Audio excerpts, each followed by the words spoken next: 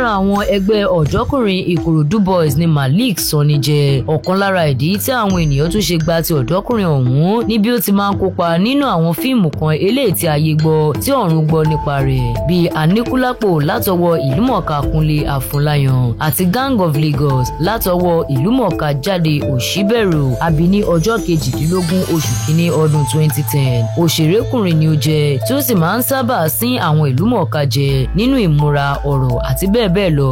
Àmì ẹ̀yẹ Best Young Promising Actor ni Malik gbà ní ọdún 2023. Ó jẹ́ ọ̀dọ́kùnrin òṣèré tí ó ní ìmọ̀ nípa eré ṣíṣe dáradára. Òun náà ni ó kópa gẹ́gẹ́ bí ọba lọ́la kékeré nínú eré Gang of Lagos tí ó sì tún mú kí òkìkí rẹ̀ kí ó kàn dáradára.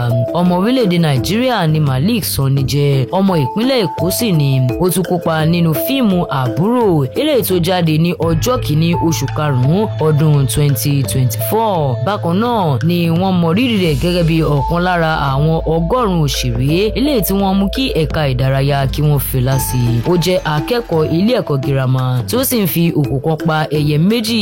Bí ó ti ń kẹ́kọ̀ọ́ ìwé náà ni ó sì tún ṣiṣẹ́ takuntakun nínú ẹ̀ka fíìmù ìdárayá lórílẹ̀-èdè wa Nàìjíríà.